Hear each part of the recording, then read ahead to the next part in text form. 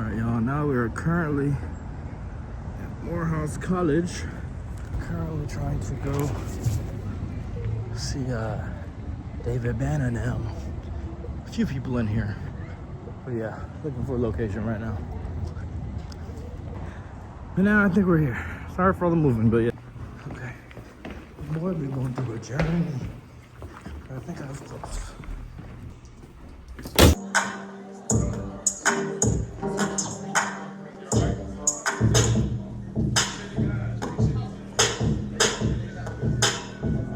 Dear old Morehouse.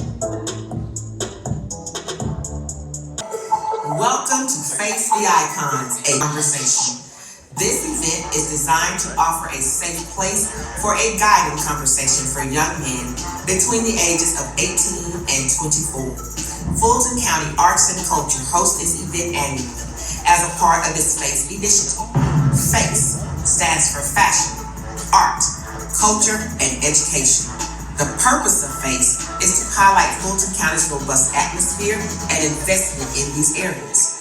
The FACE initiative serves as a foundation needed to encourage art lovers and to springboard the next generation of those inspired in arts, culture, and entertainment. Fulton County's FACE Experience is a series of cultural initiatives that spotlight the county's robust resources in fashion, art, culture, and education. Our icons are a distinguished and diverse group of leaders in entertainment, the legal field, fashion, and gaming. This year's icons include a world-renowned musician, actor, and entrepreneur, David Banner, fashion designer and cultural creator, Alexander John, internationally known and award-winning expert in gaming and technology, Todd Harris, Fulton County Superior Court Judge and Legal Eagle, Judge Robert McBurney, and actor and former NFL player, Stevie. Our moderator for the evening is actor, producer, Fulton Films ambassador, and former Face the Icon panelist, Lamman Rucker. This is the 2026 Face the Icons.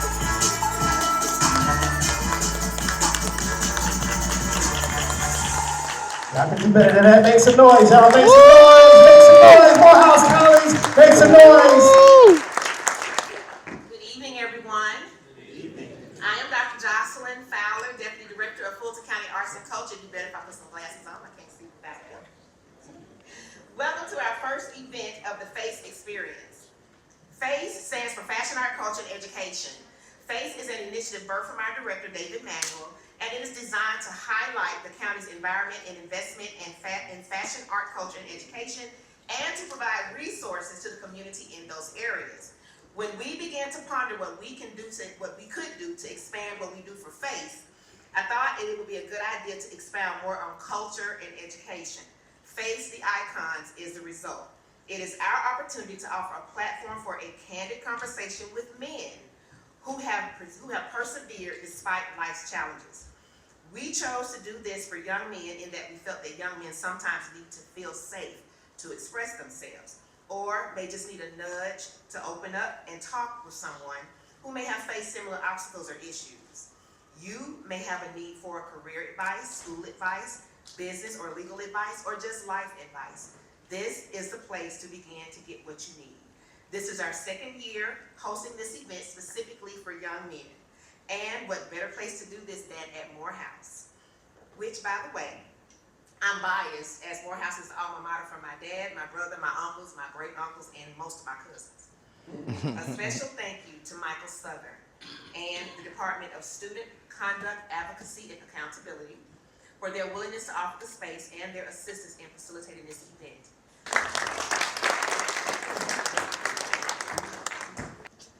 I'm David Manuel, the Director of Fulton County Arts and Culture, the creator of FACE, and FACE stands for Fashion, Art, Culture, and Education. It's because of the Board of Commissioners that we were awarded $4 million this year to support creatives. So please give that a round of applause. Fulton County is the largest funder when it comes to arts and culture, and we cannot do this without the leadership. And tonight we have one of our commissioners whose nickname is the Art Commissioner, Commissioner Marvin Arrington Jr. Will you join us?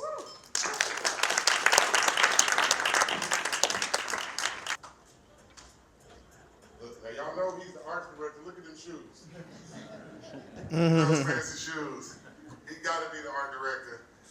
Good evening, everyone. Marvin Harrington Jr. So happy to be here with you. Thank you, Dave. Thank you, Dr. J. Thanks to all of you for being here. So happy to be here with you. You know, it is so important that we have this conversation, or that we have these types of conversations. You know, Frederick Douglass said that it is easier to build strong children than it is to repair broken men. And so it's important that we invest in our youth on the front end. It's important that we invest in their education. It's important that we have conversations with them about discipline, about character, about integrity, so that they can grow to be strong men, right? And so it is so important that we do that. And, you know, to have these celebrities take time out of their schedules, right, to bring that message home. Because you can have these conversations, but it makes it a lot more relevant when it's someone who you've seen on TV or someone that's in media, right, each of our students. And so thankful to our panelists for being here today, and thankful to all of you for being here today as well. You know, does anybody know the difference between the hero and the villain in any story ever told? Depends on who's telling it. One more time? Depends on who's telling it. The author. And so it's so important that we tell our stories, because if we don't tell our stories, we'll always be the villains, right? The more we tell our stories, the more we will be the heroes. So thank you all for being here tonight. Marvin Harrington Jr., Fulton County Commissioner, and DJ Tron. Let me hear that theme music. God bless y'all. Thank you. I was like, there's no proclamation.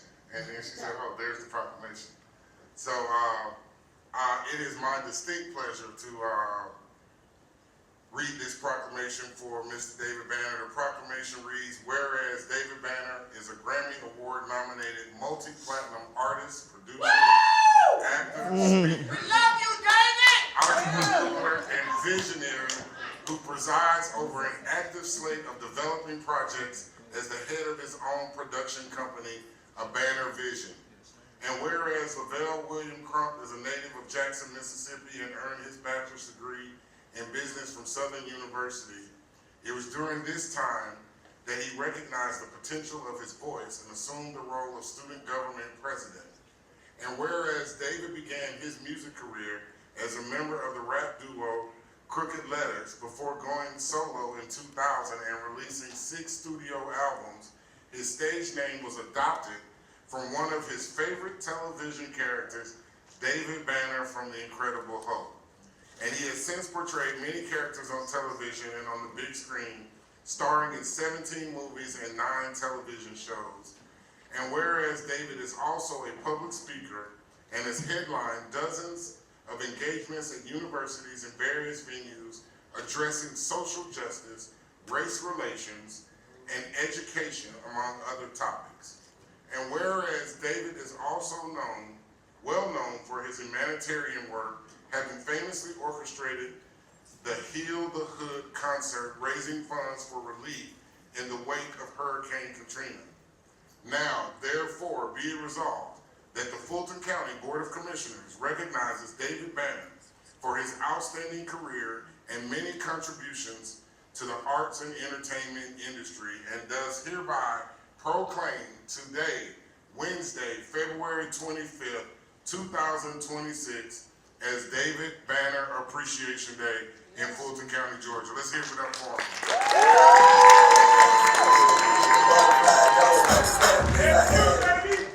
Wait.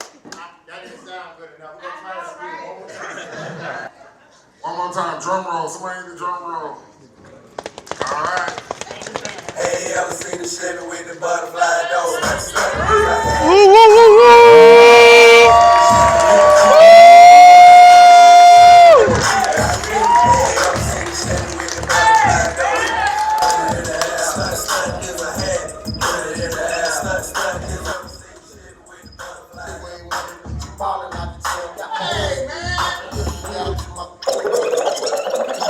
Thank you, brother. So I do want to tell y'all something. The reason why I make sure that people treat us right. For some reason, we as black people, we feel like we've made it. We feel like we have enough allies and people who really do for the community, and we don't. There's so many rappers, like I collect black toys, and it started getting scary when I look at my toy collection and realize how many people who are my age that have passed away already. And I really think a lot of them would still be living if we treated people like we treat people who don't care about our community. For some reason, the people who say they don't come and do very special things in the dark with our old ladies and, you know, take advantage of our community, for some reason we treat people who treat us like our oppressors do much better than we treat the people who really sacrifice their lives. As much as I smile and I joke, people don't talk about the death threats. People talk about the money that I lose because of the type of man that I am. I just walked away from 6 figures, a project from somebody that you all know and love, who didn't treat me like the man that I know that I am. And so I told them to keep their money. I can't lie to you, I'm making a lot of money, but 6 figures ain't something I can afford to turn away from right now.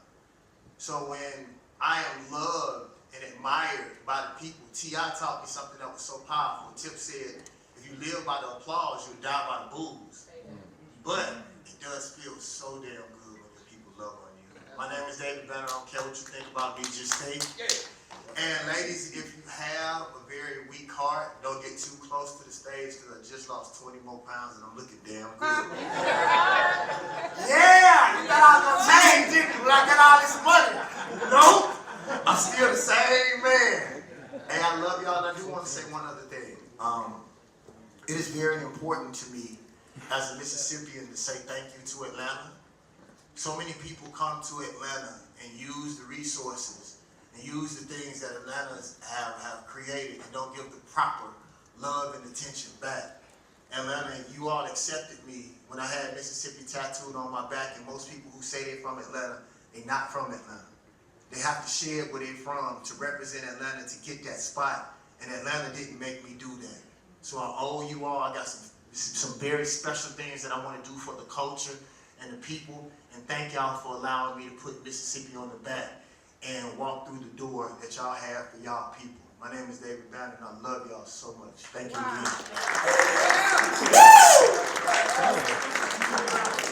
And then before you go, we have another award for you. Hey, man, we want to show you Fulton County love. So we have a Face for Icon award to David Banner, honoring your impact as an activist, your dedication to the culture, and your lasting legacy in leadership and empowerment.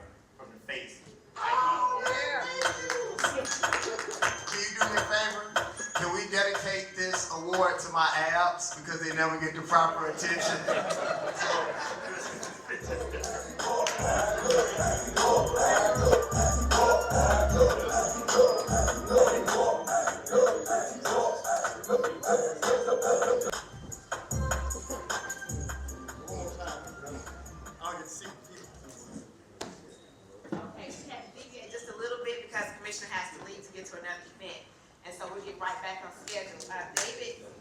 Is our director for Fulton County Arts and Culture. He wanted to talk to you all about the history and purpose of Face the Icons, which he already has. And so we're going to skip right on forward. And I'm going to go ahead and introduce David Banner since he's just looking so good on the stage taking all the pictures. I may as well just go ahead on and do the thing. Yeah, go ahead.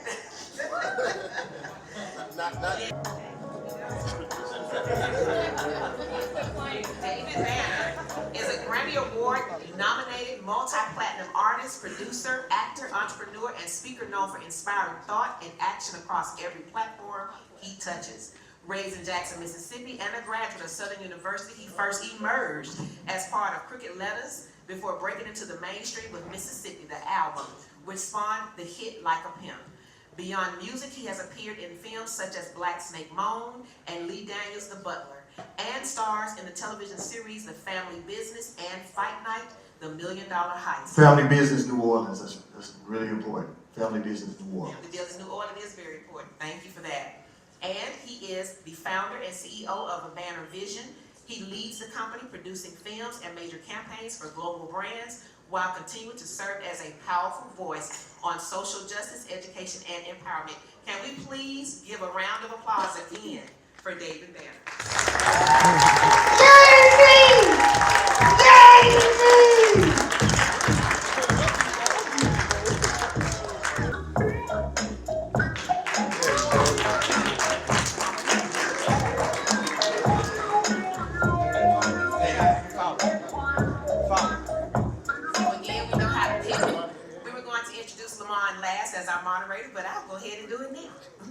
his roles in television series like Greenleaf and Meet the Browns.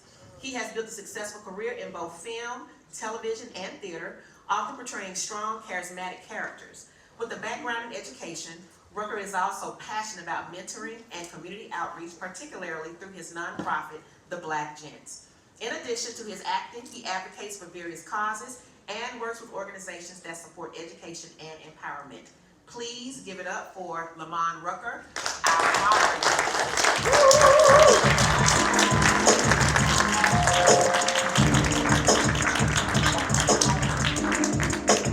For being here, Face the Icons. Thank you in particular, Morehouse University, for hosting us, and all of our AUC community that's present here today. So give yourselves a round of applause. Thank you for pulling up, showing up for each other. We've got two young men here representing Morehouse, and they are SGA President Kenneth Ugo and SGA Vice President Javon Feliciano.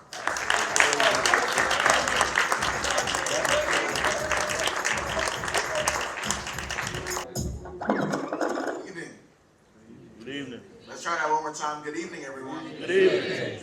My name is Kenneth Ugo, and I am a graduating senior business administration major with an accounting concentration from Houston, Texas. And this academic year, I have the privilege of serving as the 94th president of the Morehouse College Student Government Association. Good evening. Good evening. My name is Javon Feliciano. I'm a senior economics major from Connecticut, and I humbly serve as the vice president of the Morehouse College Student Government Association this year. First, we want to sincerely thank everybody to help make this event possible. To our organizers, campus partners, faculty, staff, and student leaders, thank you for your time, effort, and commitment to making meaningful spaces like this. As young Black men, we talk all the time about things that we need so we can grow and succeed. And it's conversations and events just like this that help us move forward. I also want to just say how really honored we are to have you guys here to have this conversation. Kenny and I, in our dorm rooms, we have conversations like this all the time. Many Morehouse brothers have conversations like this all the time. So having you guys just here to talk about it is something special for us, and we're really just looking forward to hearing what you all have to say. So we're looking forward to the conversation. Thank you all.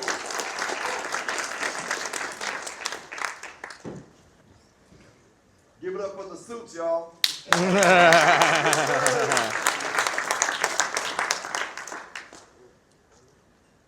Thank you, sharp young brothers. Yes, sir. That's how we do. That's right. So if we can have our guests join us. Joining us in no particular order. Like I feel like it's a fashion show now. Judge Robert McBurney. Brother Stevie Jr. Alexander John. Todd Harris. And of course, the one and only David Banner.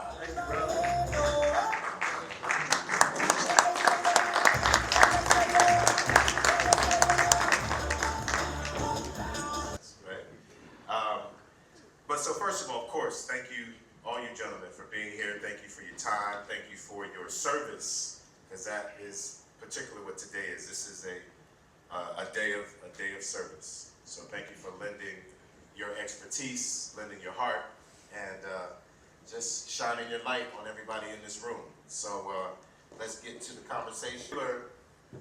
One of the things we, of course, want to focus on is, in particular, the livelihood and the encouragement and empowerment of our young men and boys. That's not to leave any of our young ladies and girls and women, mothers and daughters and aunties and grandmas out, but that is going to be part of our focus here as an all-male panel at this particular moment. However, many of the things, of course, that we're going to say and share are going to be relevant to any and everybody of all ages, and of course, also relevant to all of the young women and ladies and elders that we also love and lift up.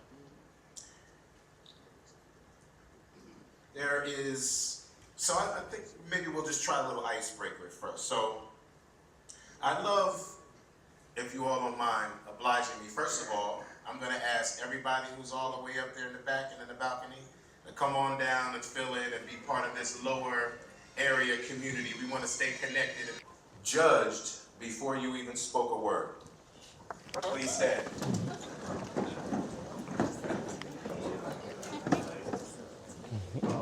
Powerful way to begin, huh?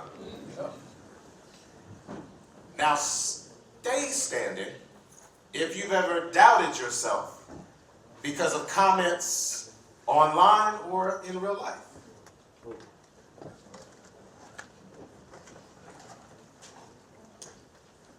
If your phone, you're already clenching. If your phone was projected on this screen right now, would you feel proud or exposed? Proud. Okay.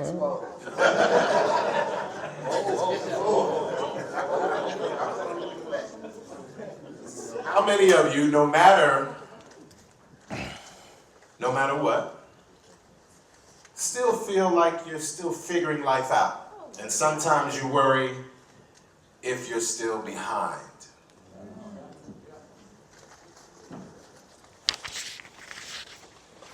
Now look around. Interesting what kind of company you're in, right? I think this is a powerful way to begin because I think we often can be misled and believe it's just me. And I think it's incredibly profound that this also being Black History Month, this is not just only about the magnificence of Black people, but really what we are about as a people is community. No man, no woman is an island. You are not alone. Look around, look at each other, see each other, smile. Just like you in church, you've done this before.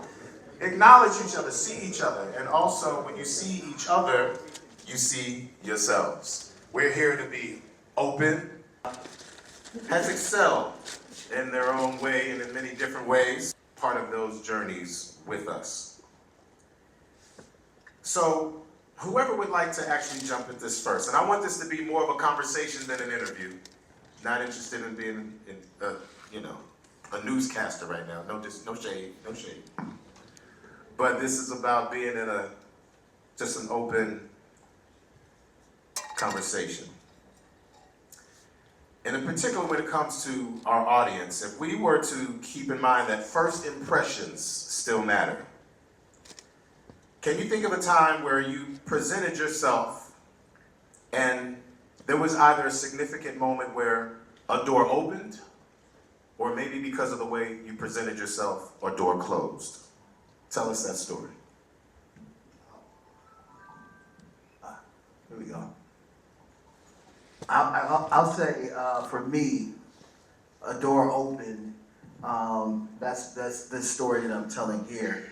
Because of the way I presented myself, I grew up not having, the kid without. That was like my first retail job, and I was very successful at it. So it was an open door based off of how I presented myself. I'd like to say first, before we move forward, I want to thank the invisible people. Anytime an event happens, it's not just an event that just happens. It happens because people put something called energy towards it. So I got to thank Fulton County. I got to thank David Manuel. I got to thank Mo. I have to thank the whole team. I want to thank the people who put up the backdrop, the people behind the DJ booth, the people who were serving y'all the food. Because Morehouse College, we want to thank the invisible people. Because an event just doesn't happen without somebody putting energy forward.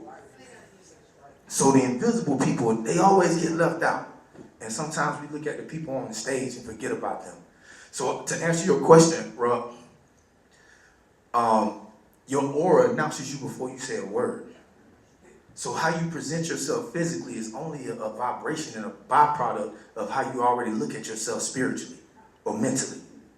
So however you look at yourself, that's what you're going to project to the world. So you have to be very careful of the self-image, the self-inventory that you have for yourself. Because I know people that got a lot of fly clothes on, but still ain't fly. Because the acronym I have for fly is first love yourself. And if you don't first love yourself, you can love nobody else. So that's how I would say you have to be concerned about presenting yourself, how you present yourself in your mind. in the spiritual world.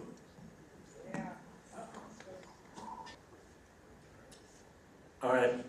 I wanted to shout out a couple Morehouse men and how they presented themselves. So my name's Todd. I'm in the world of video games. There's a lot of stigma about video games, and it can be a time waster, but we believe in gaming for good. It can develop a mind. It's a sport of the mind. And so there's two young men. Maybe some of you have been to the Morehouse Esports Club, and I want to shout out Ezra Jenkins and Caleb Howard, two young students here.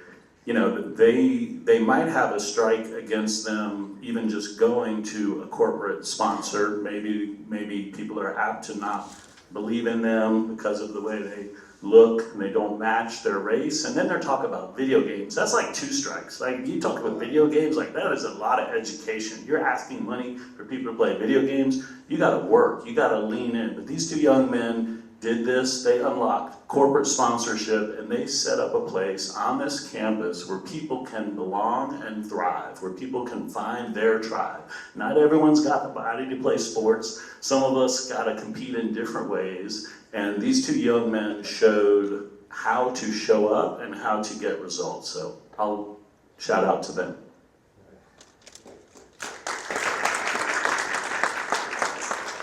Well, I want to make a comment before I answer your question directly. First of all, in our community, I think we have to do better. Everybody wants accolades. Everybody wants to hear that yes, but we don't show the love to each other. When those two young men who were part of the SGA stepped out on this stage, we should have all stood up. We criticize young black men for not standing for morals, for honor, for ethics, for not working hard, for not giving back to the community. Those young men are an example of that. They could be doing anything. They could be anywhere, but they chose to be in leadership. So it's funny because I often wonder why we treat children the way that we do. We know how we used to be treated. Like, personally, there's no disrespect. I don't like bouncers. Because before I was a rapper, the bouncers didn't treat me well. So I was like, I know y'all didn't like me before I was a rapper, so I want the people close to me. So let the people go, don't treat them like that. I feel more like I'm closer to them than the mountain. I've always been that way. So if you're asking children to be someone, to stand somewhere, pull up their pants, put on suits and ties. I personally don't wear ties because I believe black people don't have enough ropes around their neck, but that's neither here nor there. What I'm saying is that we don't reward them. And what I realize about the applause from our people, we give it when we don't need it. After I already got the bread, I don't need your applause. I'm getting paid. I'm getting the bread. I don't need your applause. After I've made it past the precipice, I don't need your applause then. I needed your applause when I was their age, when I was trying to do the right thing. So I would ask you, I go to talent shows and watch these little kids. Parents don't even clap for their kids anymore. You are supposed to make us feel like we can fly. If you wonder why people don't come back, a lot of times they don't come back because of the way that you treat them. Look at what they done to Nipsey Hussle. Nipsey's supposed to have been able to do anything. He came back and bought the place that wouldn't let him sell his CDs in the front, and he still showed love. But what do we get from you? What do we get from the parents? Our children are a direct reflection of what we do or did not, what we did or did not teach them. So y'all make them feel like they can fly. Young men, would you all stand up again? Give them a round of applause, please.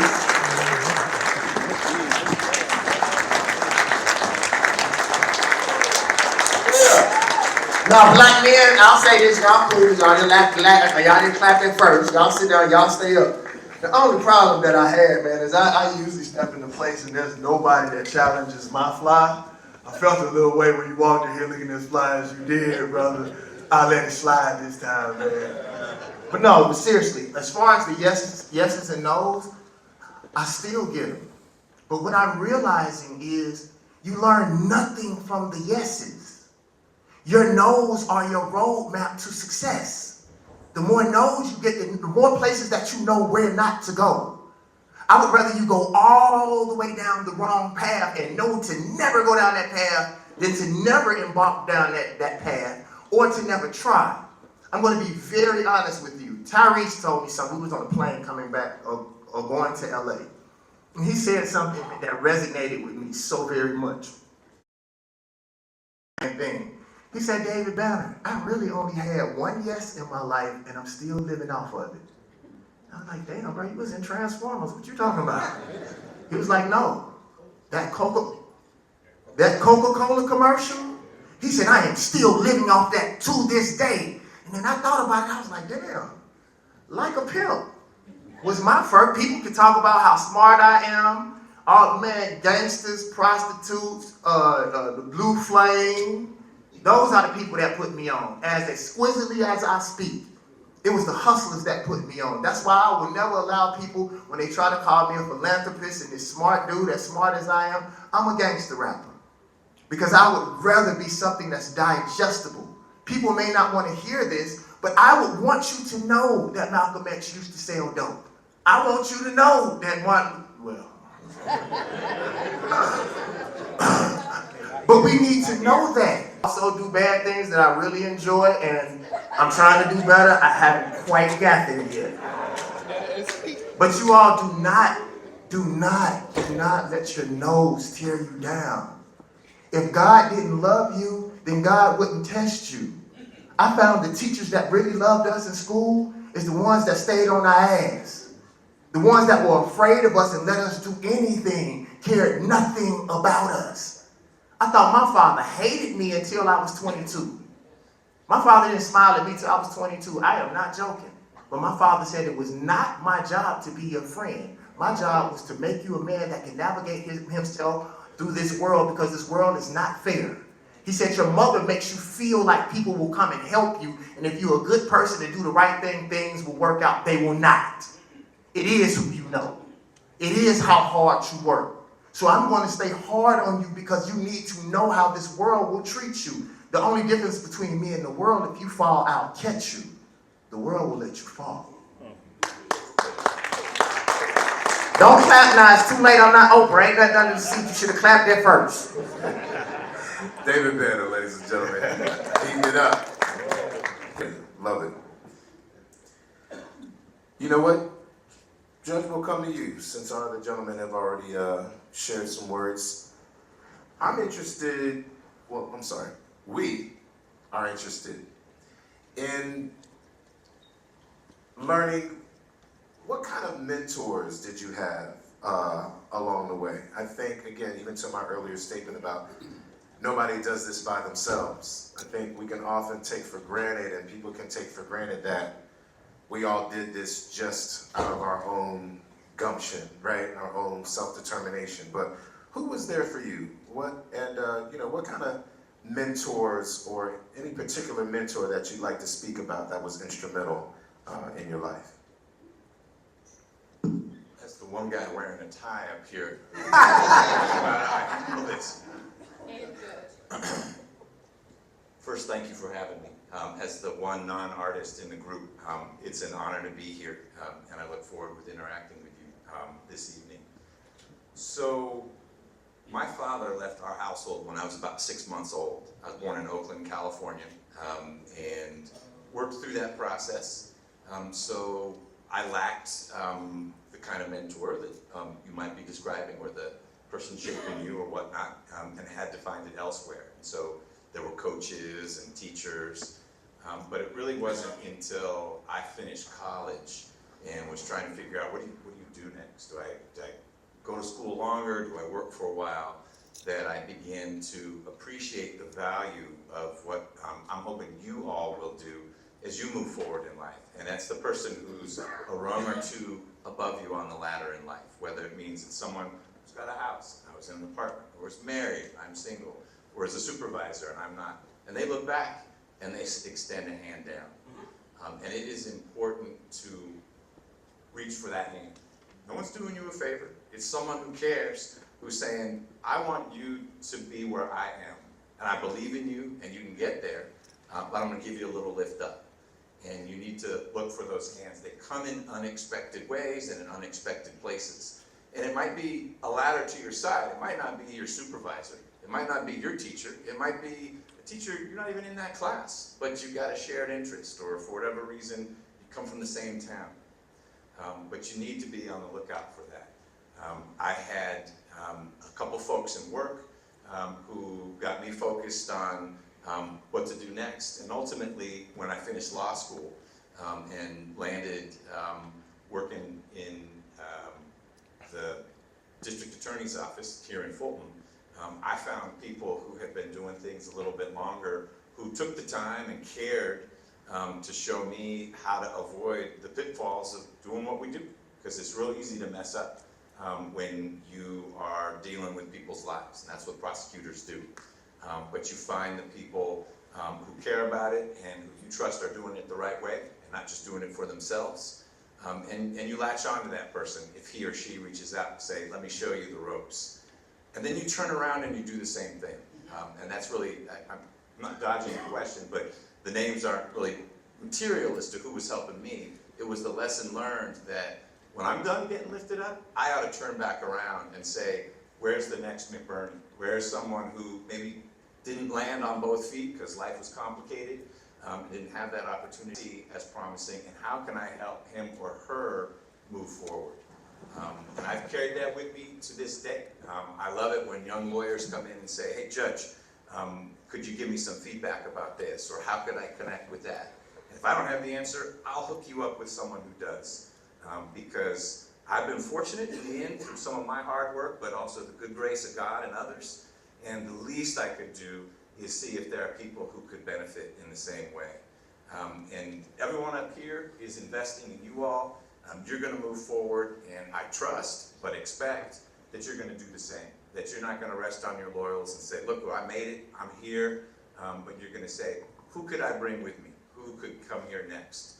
There are people who are struggling even more than you are. You may feel like the weight of the world is on your shoulders. There's someone with more on their shoulders. And if you can help them move forward, you are doing what you ought to do.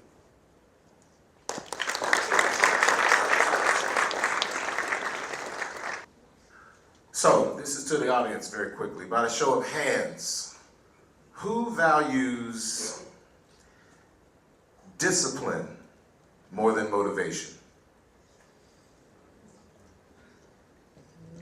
Who values motivation more than discipline? No right or wrong.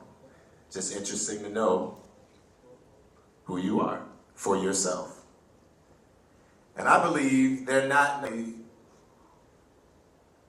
exclusive of each other, right? Not to mention other variables and other elements that all are important to not just success, because what does that even mean? You're gonna see me do air quotes when I say success all night, because that's a relative term. What does success mean to you? What does success mean not only in your life, but what does success mean to the people around you? And does your success include the people around you? Or is your success only for you? I believe, as much as we tell people, dream big, have all this vision and this incredible idea for what you want for your life, I also believe if your dream only includes you, it's not big enough. But that's for you to decide. What is going to be your set of principles that you're going to govern your life by? What are your rules going to be? And then what is the relationship between your rules and what we might consider the rules of family, of community, of law, of morality? Because those are all connected to one another and to all of those things. And these can be heavy questions for people, and along the way, we kind of get punched in the face. So, how do you stay on track when life be lifing, as we say, right? So, Stevie, I'm gonna start with you because, in particular, sharing, the journey as athletes, I know how often you probably literally, as football players, get kicked in the face, for sure. But I was a hitman, not to get hit. Well, yeah, but even when you hit, hey, you talking to another hitman, but even when you hit people, Hey, hitmen get hit too, and they coming to hit you because they mad at how you hit them. Right? And sometimes the little ones hit, that's a different kind of pain. Because they move at a different clip. Right? So when you got somebody 360 pounds or 160, it's a different kind of pain. But even with that, if we use words like that, we use words like pain, we use words like getting hit. What were those moments, and how were you able to work through those times when you had setbacks, injury, whatever, getting cut? Yeah. How did you work through it? What helped you decide whether to move on, whether to pivot, whether to push through, or whatever option D would be? I think you hit it on the head when you asked about discipline versus motivation. To me, motivation is a visitor at your home. But discipline has to be a resident. Because if there's no discipline, you can never become a disciple. And when you become a disciple of something, that means you have mastered it. And so when you master a thing, whatever that is, then now you can move on to the next thing. We are not here to die. We are here to master energy. And if you master your energy, then you can master something outside of yourself. But the reason why people can never master anything outside of themselves is because they don't know how to master themselves. See, if you don't like your habitat, you have to switch your habits. If you do not like your personal reality, then you have to shift your personality, fellas. It's an old church song that says, it's me, oh Lord, standing in the middle of prayer. Not my mama, not my daddy, but it's me, oh Lord. See, not my mom, not my dad, not my coach. It's me. Because when you look in that mirror, the mirror don't got streaks in it. You got some streaks in you. And as long as you continue to point the finger out and you never do self-inventory to say that as a man thinketh, so is he. So if you're not in the place that you want to be, then you have to change your thoughts. Because see, your words carry weight. And I am a man of words, and I do love words, and I understand the power of words. But words carry weight. Your thoughts shape your reality. So if you want to change something, young man, change your thoughts.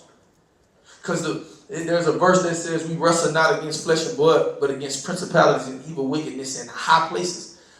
When I was growing up in the church, I thought the high place was the government. I found out that the highest place was for me to govern my own mental. This is the most high part of your body. You are the most high. You are the Lord God of your reality. No, you're not the God that created the heavens and the earth. You're not the God that made the sun rise and set, but you are the God of your reality. If you don't understand and understand and understand that power, then you'll always give your power to something else. And you'll always be looking for motivation. When a motivational speaker has a motive. I'm not a motivational speaker. I'm an inspirational speaker because I want you to go within. The most powerful words in the English language starts with I-N. Intellect, intimacy, integrity, information. N. Energy is really energy. I-N-N-E-R-G. It's not allergy, y'all. It's the energy. So when you shift your energy, then you can shift your reality. If you never shift your personal energy, y'all, then you always want to point to the government to save you. Boy, we don't give a damn about politics. We don't care about economics, education, social, or the fake spiritual world that they put you in. You have to go within. And I promise you, when you go within, you will never be without. I land my plane. Hey, Regina, I'm not used to this. I ain't got to say nothing. This is the first time I cannot get in trouble. Y'all thought. Go ahead and say it, bro. I only pay a pastor on TV, obviously. I usually be by myself, bro. Thank you. So you know, to be perfect, as you step forward.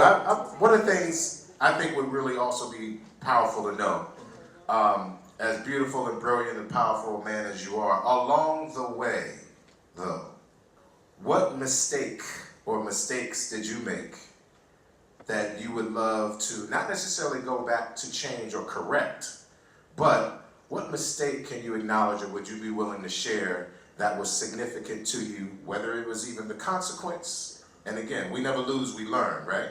But what mistake or what moment of trespass were you responsible for at some point that you would like to share, and how did that not only shape you, but how did it move you to where you are now? Well, brother, since you're hosting the event, a lot of times you don't get an opportunity to get your credit. I want to tell you how proud I am of you. Big Crit told me something. Big Crit told me something that, he told me something one time that shifted my life. He said, David, I know that you're revolutionary. He said, but the fact that you are a dark-skinned, 6'2" black man who doesn't do comedy, he said, your presence within itself is revolutionary. If you did everything that the oppressor wanted you to do, they still don't want you to be popular. Because if you become popular, then people have to work hard. They have to be responsible. They have to learn their lines. They have to be on time. They have to take their job seriously, brother. And everywhere you go, there's a sense of grace. There's a sense of manhood. And I believe that you are bigger than yourself, and I appreciate you for staying in the gap and not giving up. So people do this to me all the time, and I've never said this before, but I have to do it because, brother, you spoke so eloquently. I have to piggyback off something he said. Christians get mad at me sometimes because I tell them that I don't believe in the devil. And I don't believe in the devil for the same reason he said. The same way that he said you are the God of your existence. I wanted to bust in to help you out, brother, but I knew that you had it. I always say, you are not the ocean, but I'm damn sure a cup of water. I am not the God, but I am made out of the same stuff. But you are also the demon. We blame everything on everybody else but ourselves. When I started blaming the demon in my black ass, everything in my life got better. Because even if somebody else is doing wrong, they're not going to change them. Think about this. And bro, I want to tell you that I feel better for some of our children that you are alive. I'm a very spiritual person, and I get good feelings about people. I got good feelings about you.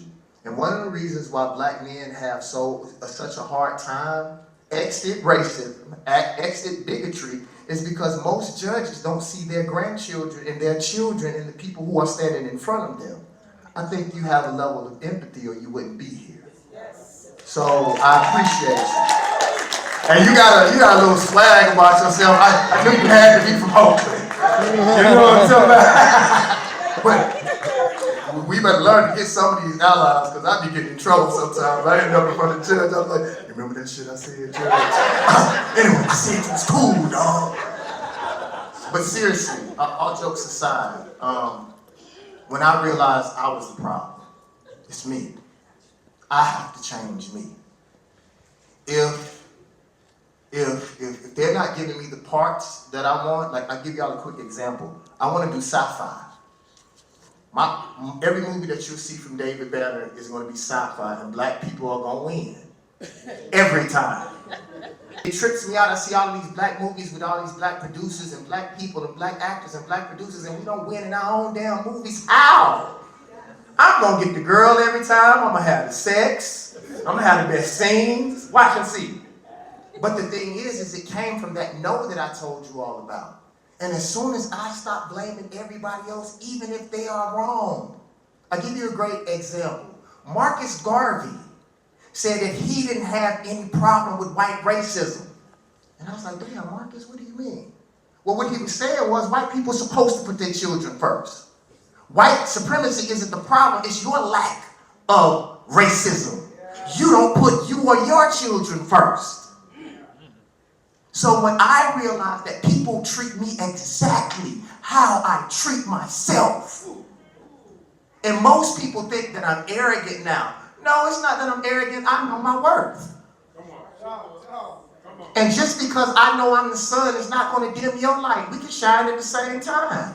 As a matter of fact, if you shine your light a little bit brighter, then I don't have to shine mine and I might get a tan. Shine on, brother. But Lamont, to answer you directly, bro, I found out that it was always me. If God would have given me everything that I wanted, I wouldn't have created for myself.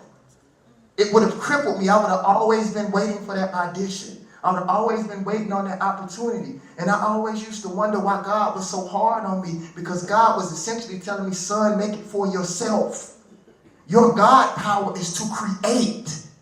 The fact that, love, I can look you in your eyes and I know you think that I'm sexy, there's a possibility I might see a son in the situation. We can create. Did you see that, Lamar?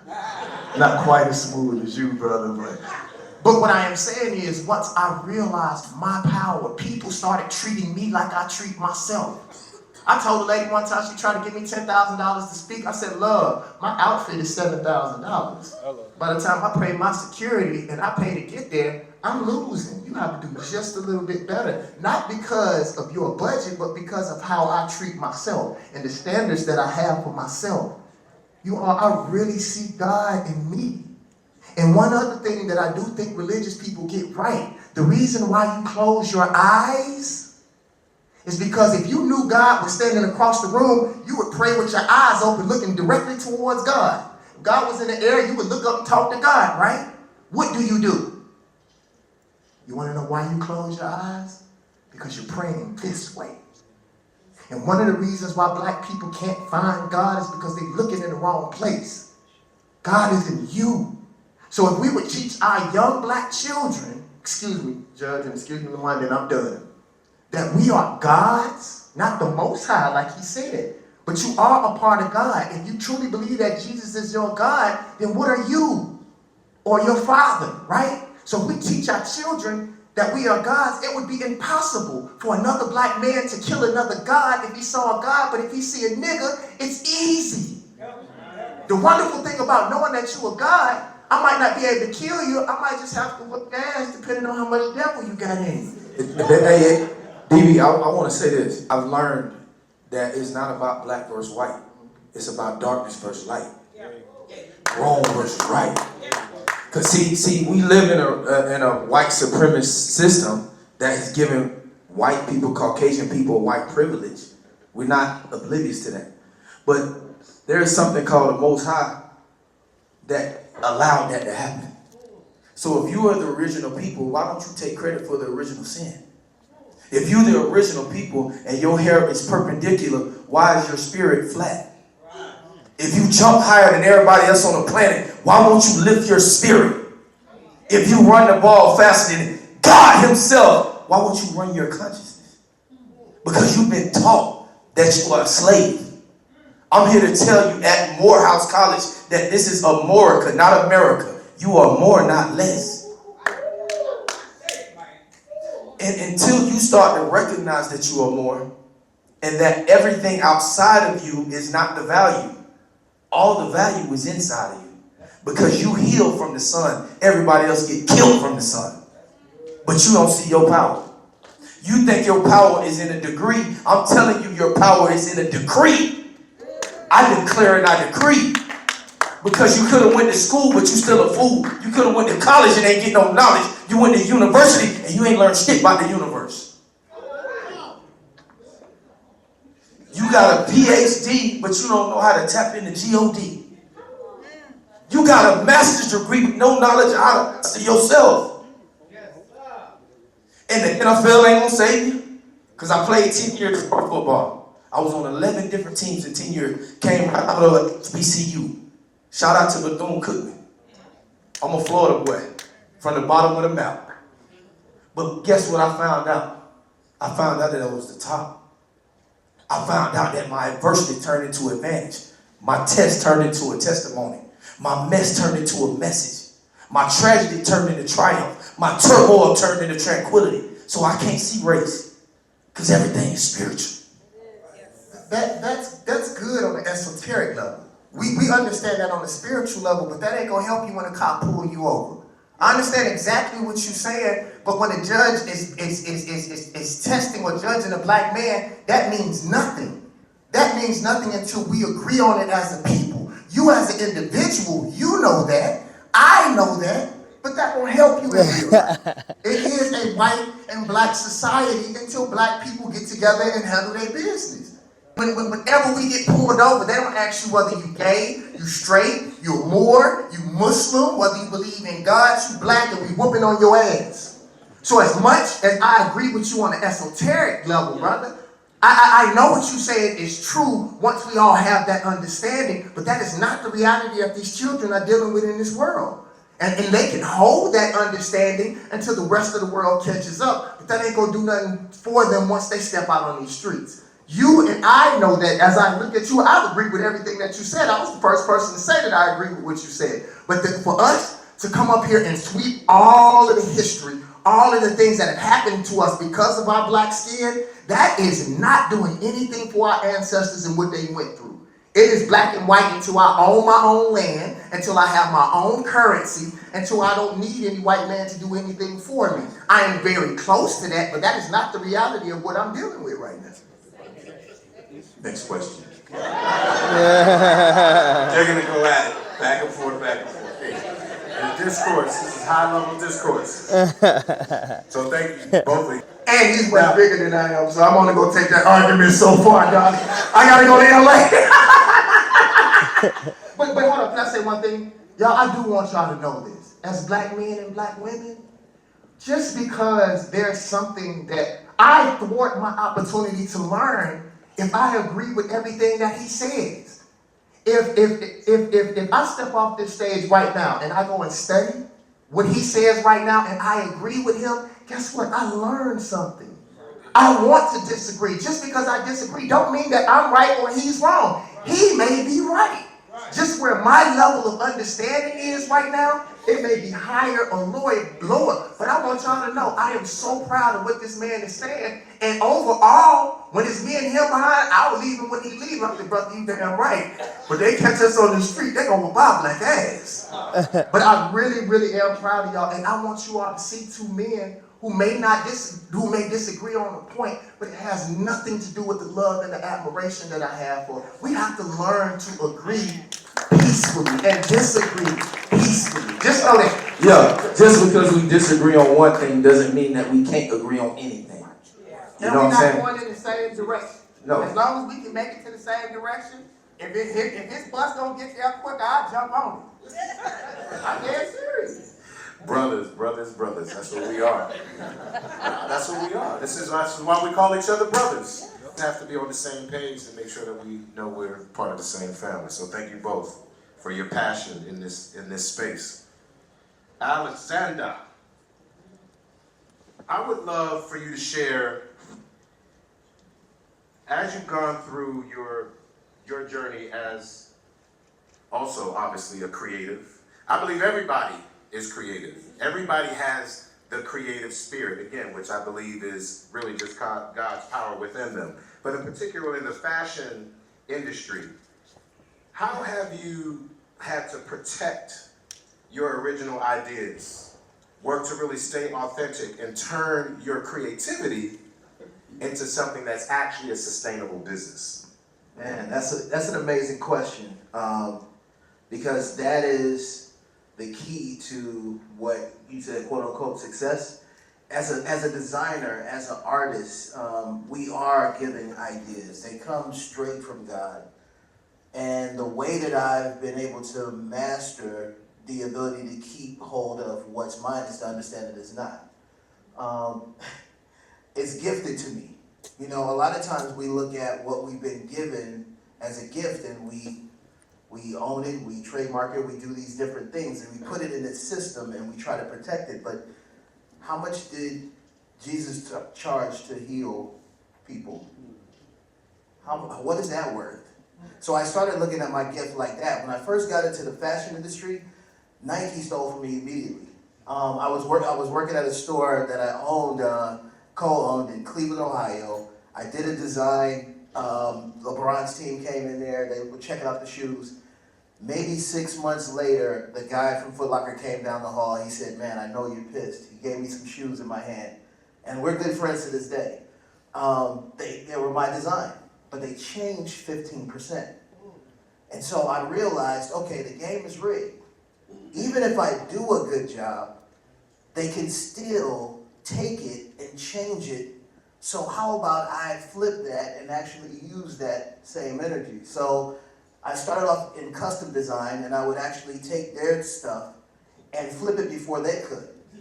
So I learned how long it took them to produce. It took them 10 months to produce. I produced it one day. Come on So now. all of the celebrity clients that I got, I would actually do their stuff overnight. Usher, Chris Brown, all these guys would come into the store, and I was actually able to turn the IP over very quickly. But here's the thing that I learned when they stole from me. I didn't get mad because I realized I had value. If you're gonna take from me, then that means that you saw something.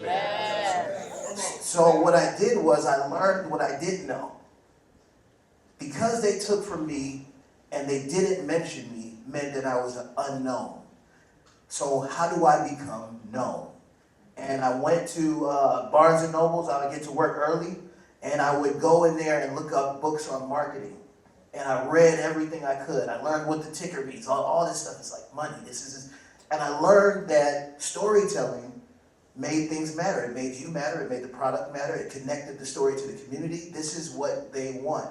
And literally, that was how I was able to go in. I said, okay, now I'm going to become the person that's talked about. Here's how I get in the paper. I got to write my own articles. So I started writing my own articles on my sneakers, sending it to Footwear News, Nike, all these different little publications, and they would be printed out. And I started gaining this value and started feeding back into me. And so the protection comes from making it known that you did it. If somebody knows you did it, then they can take it. That's really it. So how fast can you be? And in order to be able to do that, you have to be a maker. You know, a lot of us have great ideas, but we cut off the creative gene by telling ourselves, I don't have one creative bone in my body. You know how many people have told me that? That's why I said what I said. Yeah, Yes, sir. and literally creativity comes in different forms. It's not always Absolutely. art. Absolutely. Art is just one form of it. I do so many different things. I'm a certified chef, I'm a welder, I cut hair. I do everything around the spectrum of art because I never gave myself limits or boundaries. And so I watch people do that, but for me, there's no boundary to it. And so I'm able to design now for Adidas, Puma, which are companies that are opposite, but I don't work for either one of them. I have my own company, and I actually design for all these companies simultaneously. I get to live that life because I made it known that it was possible for me to do something that other people can't do, and I'm living in it. So that protection comes by way of just understanding your powers. Alexander John Design. You find me on. I follow you on Instagram too. Thank you. So, Brother Todd, you mentioned the challenge the gaming industry has. You know, sometimes there's stigma associated with it. But how can someone actually turn gaming into a serious career beyond just being a gamer, which is someone who just plays the games? Now we've seen them in massive stadiums, there's these competitions. But I think what people fail to really understand, similar to film and television, we have what's called a call sheet. On the front of it has all the actors and all this other important information, but on the back has every single department and all of these technicians. There are always 10 to 20 times more people on the back side of that page than there are on the front. Can you speak to some of the other opportunities and careers that exist in gaming and how it's actually possible to create a sustainable income and career in that field? Thanks. Yeah, I'll hit gaming and I'll broaden it to creativity in general because I like this theme.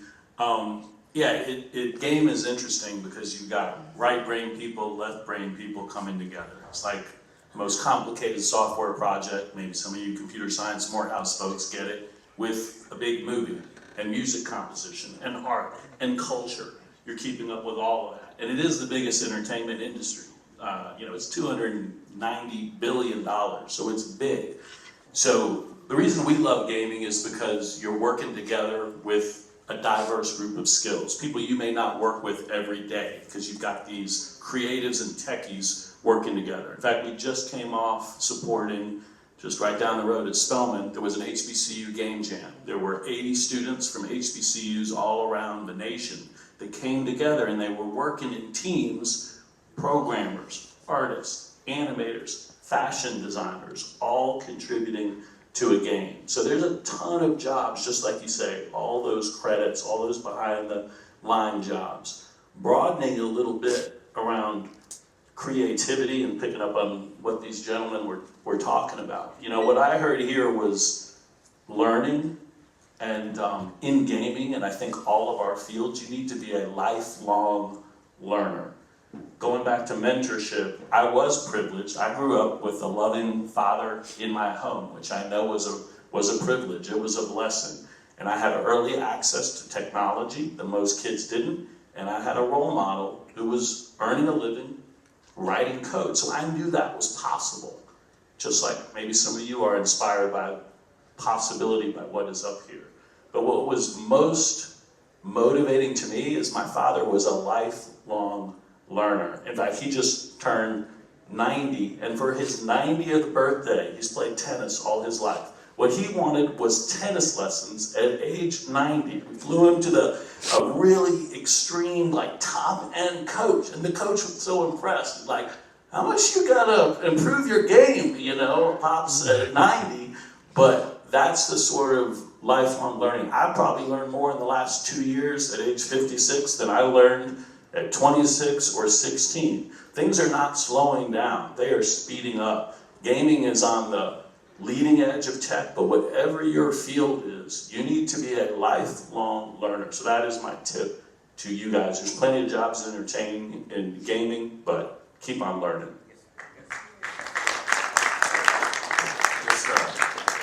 Mind if I add something really quick? Sure. Y'all, one of my friends, Def Auto right now, that is going to probably be one of the biggest games of all times. And the technology and the things that they're telling me that they're doing in this game, I'm actually thinking about, and I probably shouldn't say this in front of people because they got their phones out, I'm thinking about dropping my next album just on Grand Theft Auto alone, by itself. Because statistics are showing that more people are going to spend more time in that game than they are in real life. So the truth is us finding these spaces where people are actually going to shop, they're going to date, they're going to do everything on that game. And it's sad that that's where we're going, because I think it should be a synthesis of both. But what I'm hearing they're about to do on Grand Theft, none of us have ever seen this in life, and I'm very happy that the owners made sure that Black people had a lot to do with, especially the talent aspect and the music aspect of this game. You're gonna be able to turn on the radio while you're driving in your car the way that it used to be in the 90s. And sit back and listen to exclusive music that we've never heard that's only on and licensed to that game. So one thing I would tell y'all really quick, I was in meditation 3 months ago and I realized something. If our parents truly wanted us to be smarter than them, the actualization of their dream is them not agreeing or understanding what we're doing. My father didn't understand that music could bring me $10 million until he saw that $10 million check. T-Pain just came to me 3 months ago and said, David Banner, I'm making more money streaming, just playing a game.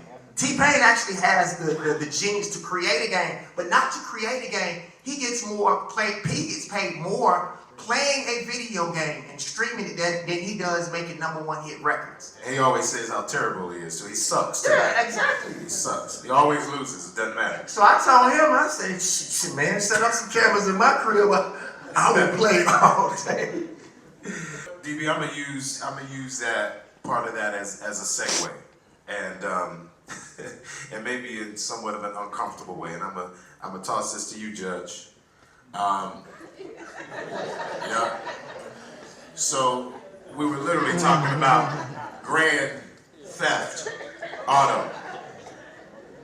So in your field, I mean, I've got my opinions, and this isn't my time, but what have been some of the patterns that you've seen that are bringing young men in your courtroom the most? What seems to get them into the most recurring legal trouble? And what do those patterns look like? This isn't going to be news to any of you, but it's 3 words. It's lack, of opportunity. It's lack of opportunity. So I have a docket that's half civil, lawsuit, dog bit you, someone got in a car accident. The other half, which takes up much more of our time, and is frankly more important because it's the life-changing part, is the criminal docket. And my criminal docket is 90% African-American defendants, 10% everyone else. And that 90% is 95% young men, 95% young black men, is who I see in court. So to circle back to something DB said, I go out of my way to be open and accessible and not be, well, the white guy in the robe is determining my future. The lawyers are, a jury may, but I learned long ago that I need to listen a whole lot more than I need to talk when there's someone in there. And the decision I'm going to make is, are you going to prison for 10 years or are you getting probation or what? And it is active learning to set aside stereotypes and figure out what really happened in this situation. But the patterns that we see are young men. It's Southwest Atlanta, it's south of I-20. It is a young man who didn't have a dad in his life and whose older brother took the wrong turn that this guy took. And there wasn't an opportunity because the schools are underfunded. And so you leave in 10th grade. It's rare to have young men come in front of me, if they're over 18, who graduated from high school. And graduating from high school is not the end-all and be-all, but I don't see people who graduated from high school in front of me. So it does something. It gets you onto a track that is out of the Fulton County Jail. It's young men who didn't have a dad in their life, older brother went the wrong way, and they have, the opportunity that they've seen is the hustle that's out there. Whether it's stealing cars, or slinging dope, or even worse, it's doing things where you start carrying a gun. And sadly, we have, the graduation we see are young men, they were boys at the time, who were in juvenile court, and they were not connected with opportunity. There wasn't a resource for them other than, when I am done working through my juvenile court situation, I'm back out on the streets. And the role model that I have is the guy who's 2 years older, who has a bigger gun. And instead of selling dope, he steals dope, because it's cheaper. Everything you sell, if you stole it, is profit. And then you steal guns, because you can sell those for more than dope. But then you steal guns from someone who has a gun, who shoots back at you, and then we have situations where, instead of talking about, are you going to go to jail for a few months or a few years, it's life, or life without parole. And the pattern is young men that we have left behind. We did not provide them with an opportunity. They have heroes. They say, you know what, I'm going to be an NBA player. I'm going to be a musician. I'm going to be an artist. They've never said I'm going to be a gaming executive. But I'm sure it's out there. But that's 1 in a million. That is an opportunity for very few. And we don't have opportunities for the average person. They say, I could flip burgers for $10 an hour, and it smells bad, and it's hard work, or I could flip dope for a whole lot more money. If that's the opportunity these young men have, soon enough they end up in front of me, and I see folks too late in the game. My heart goes out to them. But I don't have the power to say, you know what, you need to go to a different school. We need to insert a father figure into your life. We're going to get your big brother out of jail, and he's going to be that figure you need. It's too late by then. We're thinking about how you can help bend that curve. It's big brother, it's big sister. It's a way to be a role model for these young men who didn't have that opportunity. And we fail them collectively as a system. Folks who are making a whole lot of money ought to make that money. They need to figure out ways to plow some of that back into the community and reach out. Reach out. It's not hidden where these 5 zip codes in Atlanta account for over half the murders in Atlanta. Wow. 5 zip codes. Those zip codes have the lowest median income, worst performing. You can add it up. That's where we need to spend our time, invest our resources, and figure out how can we reach out to these little guys, 3rd grade, 4th grade, and start making a difference then. Because if you reach out when they're 16, you missed it by 8 years. So that's the pattern I see, and it is depressing. There are changes. We've got the At Promise Institutes that the Police Foundation and our community leaders have put together where young men and women can go and find some role models, but again, drop in the bucket. We have some community leaders who are trying to do something about it, but we have a crisis that has persisted. I was a prosecutor for 10 years, I've been a judge for 15 years, and I could have sang this song 25 years ago. It has not changed. And those of you who are older knew about it then, and it's still happening now. And we need to come up with something, because locking the young man up doesn't fix it. We're throwing away good people. And that's what the community's asking for.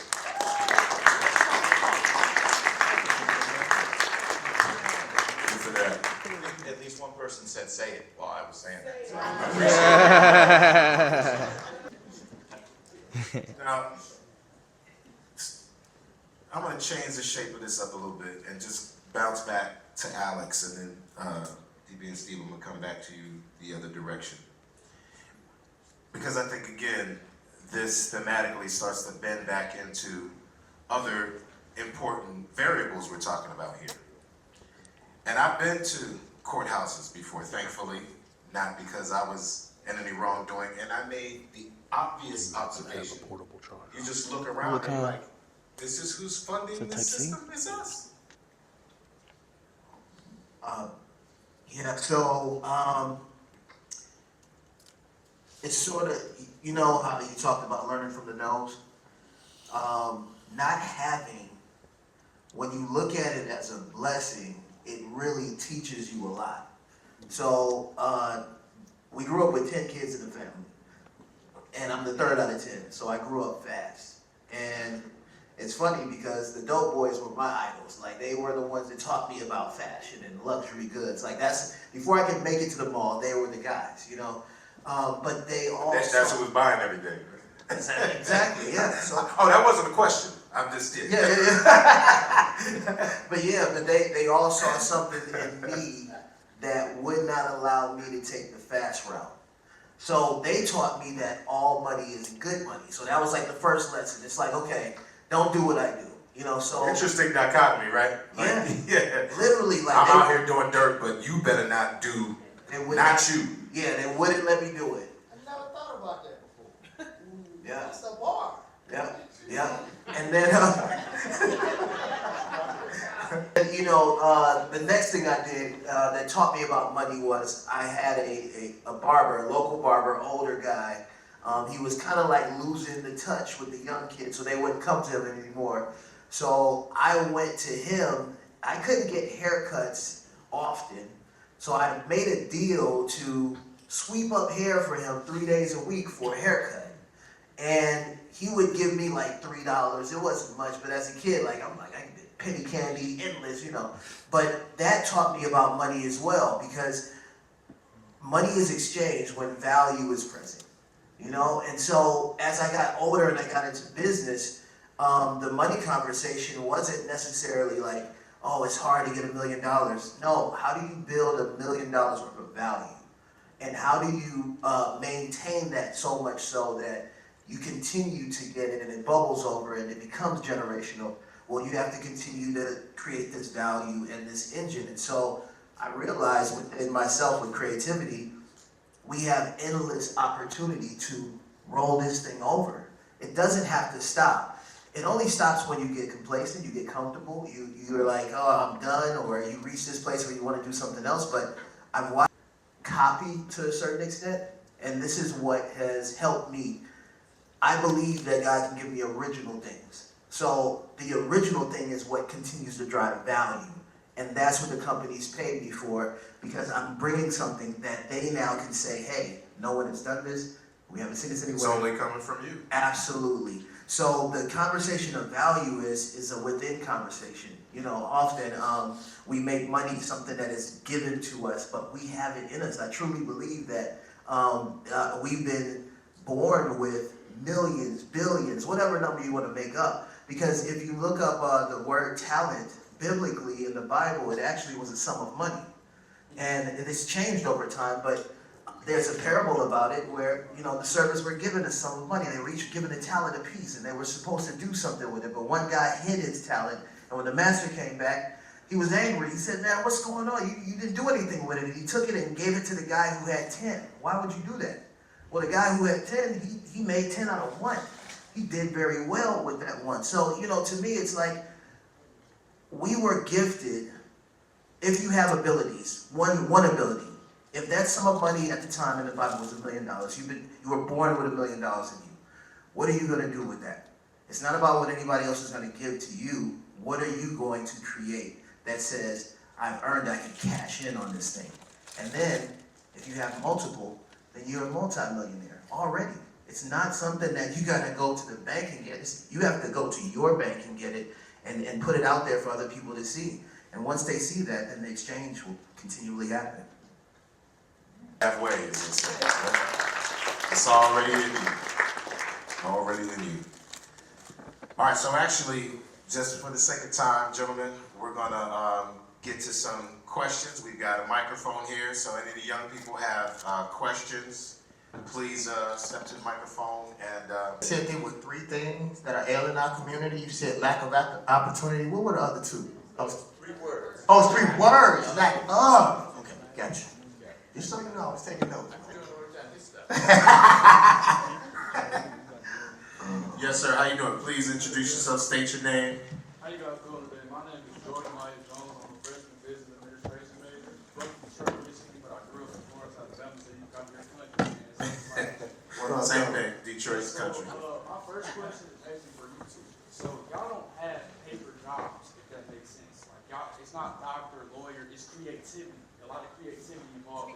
A lot of risk involved. That's something I want to know. I'm willing to take. I'm willing to take that risk. You know, like with Start all the way over so she can hear what you're saying. Yes, sir. So I was saying that these 2 here, they don't have paper jobs. They're not doctors, lawyers. They're something greater. They're able to express themselves in different ways, and like, you know, with clothing, with content, with music, etc. And with football, I mean, that's not a paper job either. Like, you know, 10 years in the league. Props to y'all. First off, let me say I appreciate everybody, all of y'all, the invisible people, everybody in here. And let me say that. But I'm just gonna say the question. How did y'all go to y'all mamas and say that this is what I want to do? When it's like, how do I do that? Or what's some advice y'all would say? Because I'm in college of business administration, so how do I tell my parents, like, hey, I'm gonna finish college, but I want to do, you know, this? Man, that's a good question. And it's funny, I'm laughing over here, little tears coming out. Listen, honestly, my mom didn't know what I was going to be. Like, I didn't go to her. I wanted to be a lawyer at first. This is what in my mind, so when you grow up where I grew up, you see so much injustice. Like, I was watching Miami Vice, I thought they dressed cool, and I was like, I'm gonna be Tubbs. I'm gonna be that guy, I'm gonna be a cop. But then it turned into like, all right, my mom used to watch a lot of Matlock, so I'm like, maybe I'll be a lawyer. He was a cool old lawyer guy, but I thought I was gonna be in that space. But God had other plans. And so how do you tell your mom that? I didn't get a chance to. Life was just rolling so fast that I didn't even get a chance to go to college. I was living a different life. I grew up fast, and eventually what ended up happening was that she saw me in different places. She just saw me like 1 minute I'm a welder, 1 minute I'm a chef, next minute I'm over here cutting hair, then I'm back in Cleveland again, then I'm over. And so she said, listen, as long as you wasn't in jail, I was good. You know, but she never knew that I would be what I am. And we had a conversation, and she said, it's amazing to see this version of you. I think what I did was connected that everything that I did had something to do with creativity. And once I made that connection, it became an easier conversation. And her and my dad, they actually were very proud of who I'd become. But they didn't know I was like a Pokemon. I wasn't in my final form. I'm gonna make it quick, bro, because I gotta catch a plane to LA. So other people can ask questions. Because I got a lot of stories for you, bro. I'm from Mississippi, so you can imagine. You gotta make sure we leave time for this too, D. What's that? Oh, yeah. Okay, so listen. I sort of answered your question. The actualization of your parents' dream is them not understanding you. They don't have it to understand. My mother used to always tell me, being a visionary is a blessing and a curse. God has blessed you to see other things people can't see, but you're cursed to sit in them alone. My dad actually thought I was crazy. Then he saw the first $70,000 check I got, and my dad said, "You got this from rapping, doing all that stuff on the corner?" I said, "Yes, sir." My dad said, "Well, why the hell are you inside now? Why you ain't rapping right now? Go rap! Get out there." He was dancing, he was mad. And so the anger is our parents only giving us what they know, and what they know is outdated. You will being with God. One of the greatest things, that's why I was so proud of what you were saying. I've been trying to tell black people this so long. One of my few criticisms of the black churches is too loud. If you pray, how you gonna hear God? How you gonna hear what he got to say if you run in your mouth? I think we pray too much. Getting still and being okay with your vision, even if you're the only one that sees it. My dad told me, if you a rapper, he said, if you're gonna do that rap stuff, well, you supposed to be dope butt naked. If don't nobody see you, understand you, hear you, not your mother, not your daddy, you supposed to know it. If you are in line with something that's higher than yourself. I know these fools. I said this a couple days ago. If New Yorkers knew, Big Crit said this too, if God came down himself and told you I was the best, New Yorkers wouldn't say it. They wouldn't admit it, no matter what I did.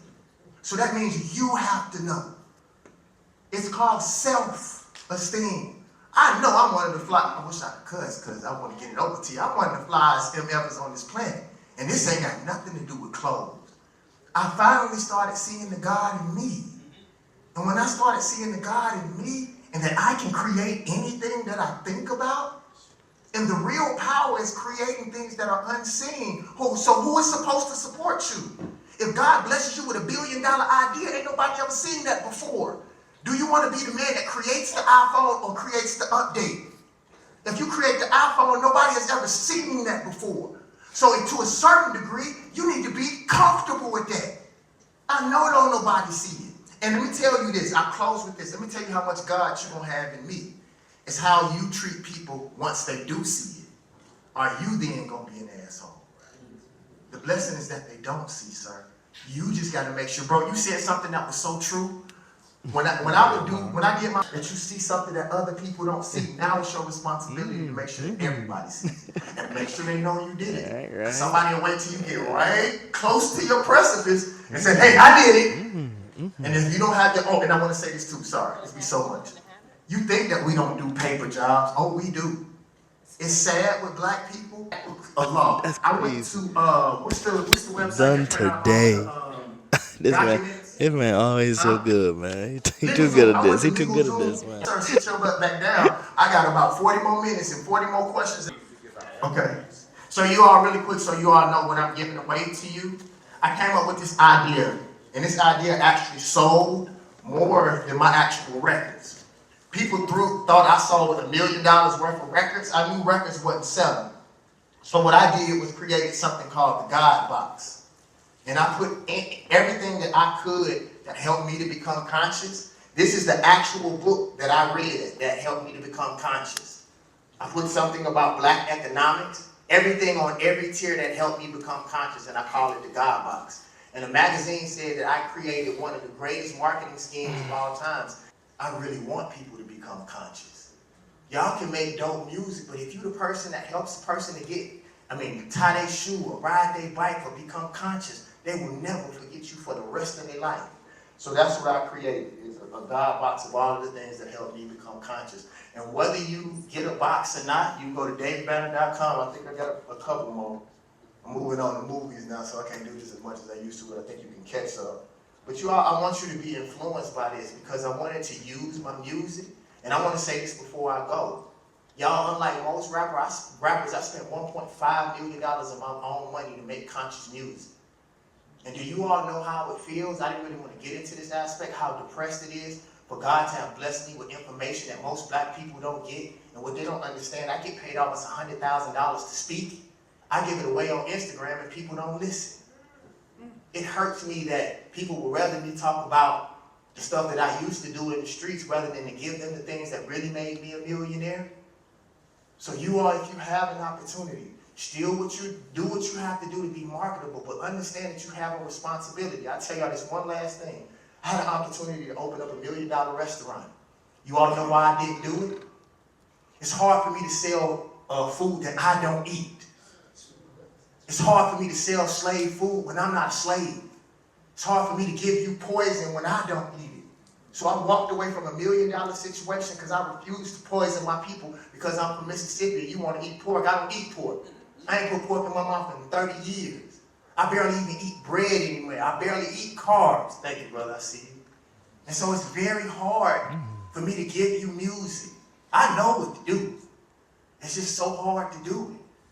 And the one thing that made me feel sorry. DB, you gonna have to let us talk too now. Okay, I'm sorry. Hey, I love you. I love you. Everybody got something to say. Wait, hold on, let me ask you this. When you was running off, I said I was happy that you was running. I'm happy that you So running off. Hold on. And you can't let me have my run, black man? Bro, you been running all day. But the spirit is on me. I might run faster than you. The spirit is on all of us. I may run faster than you. I wouldn't do you like that. I'm just saying, You bro. could come and pull my shirt instead of do it in front of me. Because then it becomes ego. Because am I giving information that is accepted? If I'm telling something that ain't the truth, as long as you telling the truth, I ain't got to say nothing. That's part of the problem. But if you want to rank game and you want to be seen, go ahead, black man. Black man. Go ahead. I'm giving it to you since you want. He came to me and asked me to give this away. I didn't ask to do this. You ain't gotta be so energetic. No, I'm just telling you, these people. I'm not mad. I can't be energetic. We strong, tall, black men. Yeah, you can be mad. Make a difference. MAD, just make a difference. It's your turn. Come on, let him do it. You know how it is, Todd? He asked me to do this. They didn't ask you. You not running this. They told me to do this. You think you running this? You do it. No, you do it, brother. You give it away. Y'all be blessed. I love y'all. Go play football. Y'all go play football. That's what I want. Nah, I'm not just a football player. But you can't hear that because you the only one talking. You don't know what I hear. Why not? They need to see it. If that's what you want. Yo. No, they need to see that. No. That's why we're here together. Hold on, let me tell y'all something. Hold on. Peace. That you all need to see disagreements and to see them worked out. If he gonna tell me to stop in front of y'all, that is so disrespectful, whether he meant it that way or not. So if as black men, that's how we gonna work it out, let's work it out. That's the problem. We got all of these cameras, and we don't know how to treat and respect each other. The only reason why I talk so much is because I love y'all so much, and they lying. The thing I was gonna say to you, Judge, is I'm sorry because I know you know that there's a system that makes money off of putting black people in jail, and I know you know that system, and you gotta work against it. How does that work on your spirit? I understand these things. That's why I talk so much, because I see it. I see that they lying to y'all. I see that the same way that they talk to rappers about lying. What about the doctors that's giving us poison? Huh? What about the teachers that's saying that Christopher Columbus discovered America? You know it's a lie. I'm tired of lying. So I can go home. I ain't got no problem. I got it. I'm already rich. Most people ain't got to come back. I talk because I got it. And I'm this close. And I love y'all. And if I got this, I got it. But I gotta go now. I gotta go and I want you to get him. I want you to get him. No, I want you to hear what I'm saying. Please don't go. Please don't go. All right. He's gonna let me go before you. Please don't go. Ask the question. Oh, man. Listen, my men came out tonight. Peace be still. Peace be still. Let me tell you where I came from before I came here. I sat in a juvenile detention center, and I spoke to young boys. And the reason why I went is because my brother was in jail at 14 years old. He's 50 now. Okay? And I opened up a creative center because my brother's on drugs. And he relapsed in 2022. And I opened up the Sassy Collection Creative Center. And when I asked men to come out, to come speak, they say, a Sassy Collection Creative Center?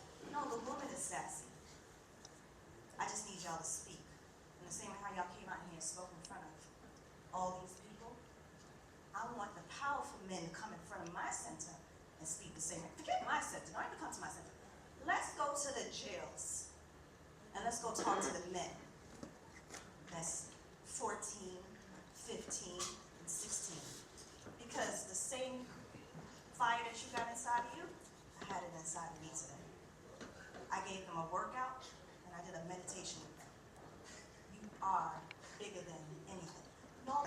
authority over me, and then you don't have the power within yourself to say, I'm bigger than you. There's nothing, it's the same way how you said God is within me, God created us. I love you. Thank you. My family is Jamaica, and when you fly to Jamaica, the first thing that you're gonna get is welcome to Jamaica. Well, they're not doing it anymore because they're Americanized now. But when I used to fly as a kid, is welcome to Jamaica. And you felt loved. And you're gonna get good food, you're gonna get fresh food, you're gonna get everything that's to nourish your body. Yes, a lot of people are being lied to here because they don't know anything about food. But you're smart, you're exposed, you can teach. Teach who's willing to hear. Thank you. Thank you. We want to keep the conversation moving. All right, so for the sake of time, let's send our brother David Banner on a safe flight so we can stay on time and stay on task, because I know what that's like. Matter of fact, as soon as I leave here, I'm racing to the airport. I'm just lucky enough to have a later flight. So we'll distribute the boxes, at the end of the program. Want to make sure we get through our other remarks, and we got a lot of questions here. Anytime it's homecoming and we turn it up, everything packed out. But when it's time for us to come give information, to help people get information, the only reason you're not in formation is because you've been given the improper information. You don't know your value, so you don't know your worth. Society creates the crime, but people just commit the crime. Law stands for land, air, and water. And when you start to connect with that vibration, there's nothing on the planet that you can't create. I yield. Now, I'm going to take a brief second to respond, because I think what you're asking is very significant, and I hear this question a lot. And I think for our young people, guys, I think you all are in this 18 to 20 high school, if you're in college or on a college track, that's great. If you're on a career track, that's great. But even if you are, everything can be going your way. Who am I? Where am I going? What's the meaning of life? What am I, right? There's still all of these questions. So finding that for you is a question that really nobody else can answer for you. And it's kind of one of those corny things where when you know, you know. But I can speak to a moment when I was in 4th grade, Black History Month. I was Dr. Martin Luther King. I was probably no bigger than this podium.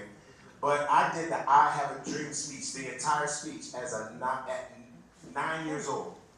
So I remember that. I think rappers should be doing nothing but rapping. And if they can be the people that can bring and galvanize people together, then at the feet of the people who do it for a living, I think that should be the focus of our community, is getting geniuses back in our community to do what they do best. Another thing, alignment is another aspect too. One question each, respectfully, brother. We got a lot of people now. Some powerful brothers, man. I have a nonprofit that's 23 years young. We have 9 after-school enrichment courses in the city of Atlanta. We teach 3rd through 5th grade. I'm not up here talking.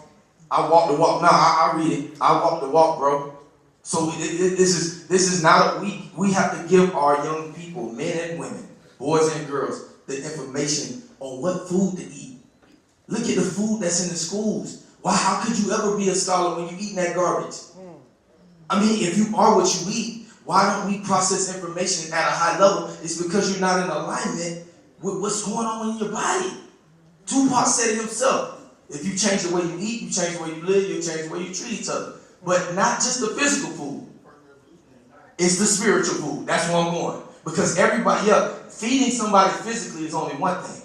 But if you feed them the spirit of truth, they will never be in alignment with a lie. I land. Earlier you all were speaking about success, and me being as young as I am with this immense responsibility, how do you balance that while still trying to maintain your career and like your lifestyle and everything in between without having a... But the problem with me, I have now done enough therapy to admit my feelings were hurt.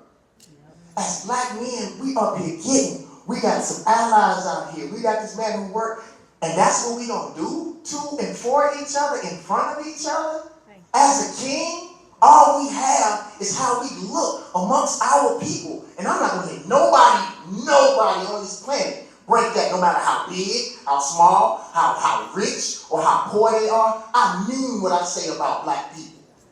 They try to take my career. I get death threats for the way and the things that I do for black people, and I am not playing and will not give it up for anybody. I love you all, and remember this. My name is David Van. Better than that. And I sat here until I was man enough to calm down to be able to tell you this. And what I said to y'all, I'm glad we did that. Because if we wouldn't have done that, we wouldn't have got here. This is the part that those children don't get to. And somebody end up dead or beat up. And this is a big ass man. I can fight really well. I don't care if I win or lose. I don't want to tussle with this big motherfucker. He grabbed me, and I wasn't going to listen at first, but he grabbed me in the way, and I was like, I think I'm going to listen. But bro,